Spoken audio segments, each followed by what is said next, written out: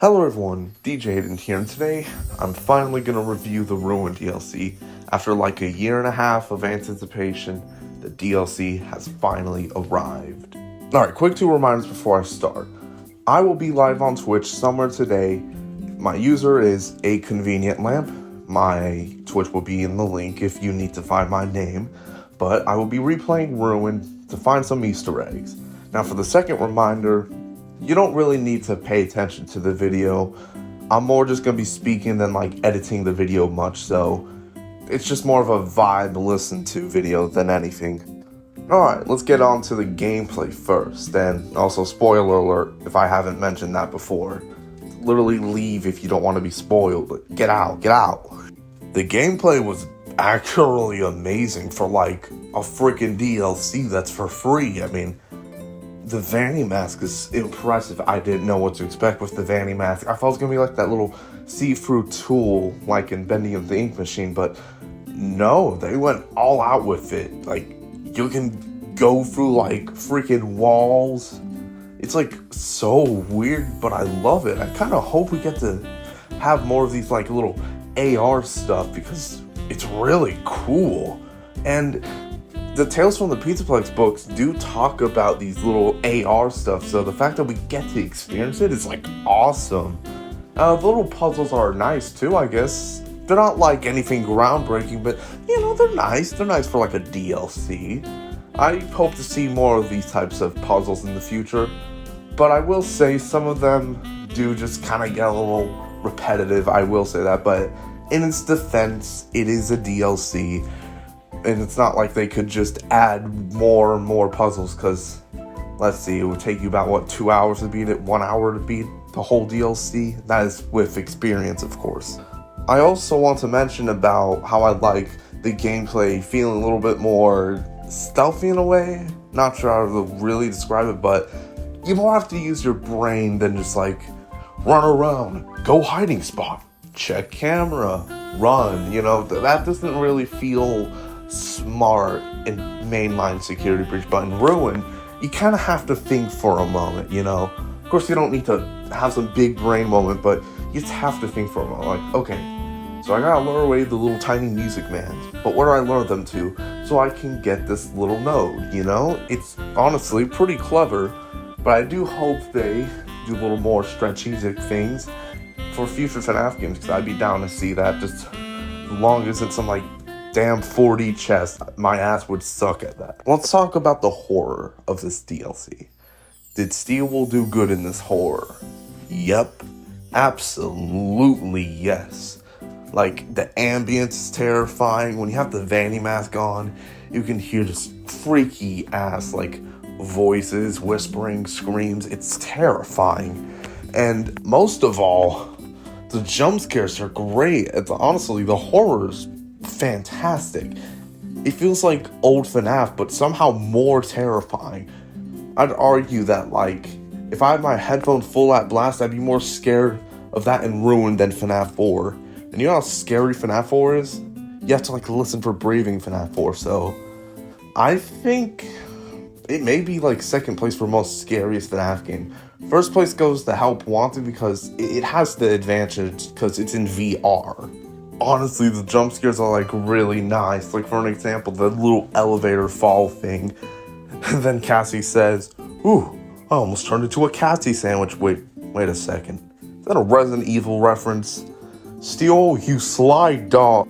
No, like, actually, I swear to God that is a Resident Evil reference. I swear. And if I'm wrong, then damn, I'm gonna be, like, really sad, because that'd be really funny if FNaF just made a Resident Evil reference. Alright, enough of me blabbering on about Resident Evil. Let's talk about the characters. Monty is really cool in this DLC, I'm not gonna lie. He's just, I don't know how to describe it, a freaking wild dog. I think that's the best way I can describe it. He's just like crawling, going nuts, going underwater. Literally, he is sick as hell. His jump scare's sick. Everything about him is cool. It's kind of sad he died in the water, but in a way, it's ironic because he died because of the little logo thing that had Bonnie's ears on top of Monty's head. So in a way, it's kind of like karma if you believe that Monty killed Bonnie, of course. Honestly, that's a whole nother debate, and a debate I could literally care less about, because, like, it doesn't really matter, at least to me. But Chica, let's talk about Chica. Chica's pretty cool, I ain't gonna lie. She had some really cool appearances, but I kind of wish it did more of her, you know? I think she has a lot of horror potential. Like, with her, like, gross body, imagine if they did something about that, you know? I feel like that would work really well. But, you know what? Her appearances was pretty cool, not gonna lie. Now, the mini-music, man, I really enjoyed them. They're, like, both terrifying and so funny at the same time. Because, like, when I lured them to, like, a specific place, they just run as an army. It's just so hilarious. They're like little dogs. Little wild dogs. That's literally how I can describe almost every character. Wild freaking dogs. Because they're wild. They're cuckoo.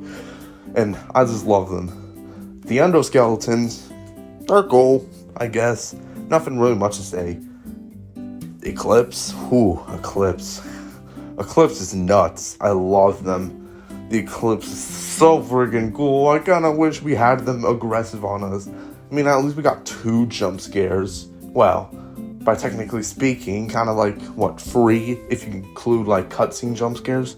But, you know what, free jump scares, that ain't bad. But, man, the Eclipse is really cool. And Sun, man, I felt bad for Sun. Like, actually, Sun's little, like, singing, like, no more sun rays, or something like that. That actually made me feel sick, because, like, it just feels like the daycare attendant went crazy ever since the ruin, because no one's there anymore. Maybe except some, like, endoskeletons, but I think Moon's tearing up those endoskeletons, so I don't think daycare attendant's gonna have a company for a long time. But wow, it's just really cool. Roxy. You know, at first, in mainline security breach, I liked her, you know? I liked her, and that's about it. But in Ruin, it really made me like her more, because, wow, she got a cool redemption arc, and she just feels so fleshed out. Like, whew, I could go on about her for a long time, but I literally can't. So, you know what? She's awesome. That's all I'm gonna say. Now, Freddy, man, I kinda wish we got more of Freddy, not gonna lie. To be honest, I was genuinely not expecting Freddy to just be a head, but he was a head, and his little chest, it reminds me of Nightmare Frederick. That's really awesome. And now Freddy has become a more debatable character more than ever, because we have no clue where the hell he went. Now, of course, the Princess Quest ending is likely canon, but prototype on his foot, was that just painted over, now it's wearing off? Well, what's up with the little gift box on his chest, though? Does that have a fast watch in it or something? I genuinely don't know, but Freddy was cool. Wish we got more of him, but, you know, it's a DLC, so I'm not expecting it to be a 7-hour long game, of course. Now, let's see, human characters. Cassie, oh my god. Someone needs to protect this girl. Someone needs to, man. She's been through hell. Like, she's being lured by a fake Gregory. If I was being lured by a fake Gregory and nearly dying to animatronics, I think I'd be pretty pissed, not gonna lie. Someone needs to help her, man. I don't want her to die. Like, I'm actually attached to her character. I feel bad for her. She's funny. Wait a second, I already said she is funny. God damn it. She's funny. She's she's cool. And she gets really sassy at the animatronics sometimes, which is really funny. Like when the staff boss says, "Do you need assistance?" It just says, "Shh, be quiet." And then the freaking head falls off. Which, God, I'll be honest, Cassie's just great. I want more of her. Please don't turn her into a villain, Steel. Well, please. I'd actually love to see her grow as like a character in like a protagonist way, not antagonist. Don't turn her to Vanny, please. She deserves better than be a villain. Gregory. I mean, I can't really get my thoughts on Gregory too much. Half the time we've been experiencing like fake Gregory. But real Gregory, we'll talk about real Gregory. What the hell? Like, sorry, but we can't be followed? Is he like, is that has to be the fake Gregory. Why would... I don't think Gregory would kill his best friend. Like, I can't be the only one who feels like that's off, right? I just don't feel like it'd be in Gregory's nature to kill off someone just because he and probably Vanessa can't risk being followed. Which, it's interesting. I like that voice line is honestly goes hard. I'm sorry, but we can't risk being followed, which really got me excited for the future because it makes me think that Vanessa and Gregory's gonna be like a team. Like, they're gonna be working together and be like, okay, we're being followed, and they're gonna like do like little mystery stuff, which is, if that's true, that's gonna be really exciting. But yeah, the real Gregory, yeah, pretty interesting, not gonna lie. Now, I have 2 more characters to talk about. The Mimic and Vanny. You may be Vanny. What Vanny? And my response is, yeah, only one Vanny, which, god damn it, Steelwool. Man, I was right about having faith. The Princess Quest ending's canon, which, I mean, at least my girl Vanessa's okay, but like, come on, man, come on. We're never gonna get Vanny content unless Cassie becomes Vanny or someone else becomes Vanny. We lost Vanny bros, or sisters, or Vanny non-binary cousins, what would it be? I don't know, but we lost. And I'm just like, at this point, I can't even just pretend to be upset anymore. I just become numb to it at this point, you know? You know that Linkin Park song, I've become so numb? Yeah, that's me. Rip Vanny. We'll miss you. Well, yeah, no, Vanny's technically dead, because Vanny is Vanessa's alter personality, so. But the Mimic. Ooh, the Mimic. I was flipping out when I saw the Mimic. I don't think you'll understand how much I like the Mimic. It's really cool. Like, it's a badass design, and it's just scary as hell. So, honestly, Mimic's appearance, pretty much a 10 out of 10, not gonna lie. A perfect way to reveal that's the Mimic, mimicking Gregory, with that little, I'm Gregory, like, the voice glitching out. That was terrifying. I was like, to me, that's like the most coolest moment in modern FNaF. I think that goes up there, that dislocation moment where it's like, those aren't the design choices we weren't talking about, Mr. Afton. Like, it's that cool. Oh yeah, I almost forgot. What I like to call this fella, Mex, or just some people call it the Black Rabbit, because, well, I mean, not really Black Rabbit, but some people theorize that it could be Shadow Bonnie, which is interesting, not gonna lie. But, wow, I actually really like this fella's appearance, and I was not expecting that twist where, like, he's, like, an anti-hero or more of a, I don't know, would he be considered a hero? He's holding back the Mimic, or was trying to stop us, but I don't know, I'm still wondering what the hell is up with Mex, because like, it's so weird, because to me, it gave me villain vibes with that, like, where you're going through, like, the vent, going to, like, little Vanny hideout, like, that not scream, like, villainous, where it kind of did, like, looked like it did a little chuckle before you entered the Vanny hideout. Like, if you know what I mean, then you know what I mean, but it's just, I don't know. He feels like an anti-hero. I think he's, like, really aggressive, but also wants to do the right thing, you know? I think that's how I can describe Mex, and I really hope we get more of Mex. Like, I don't mind if we get, like, a Freddy Mex, or a Chica Mex, or hell, maybe even a Foxy Mex. I wouldn't mind if we get more of that little rabbit guy. Really wouldn't. I want to see more of him. Go on, steal him, Scott. Do it. I want to see more. Alright, let's talk about the last thing for Ruin. The lore. Yeah, I'd say the lore is pretty nice for what it is. It's pretty good if you ask me. I generally don't know whether to say it's more confusing than Security Breach, or just it's less confusing than Security Breach. I think it's less confusing than Security Breach, but this DLC definitely raises some questions more than answers, but honestly, I'm not really too upset by it, because at this point, it's FNaF. There's always going to be questions that we're going to be theorizing about, so I honestly can't be too upset about it.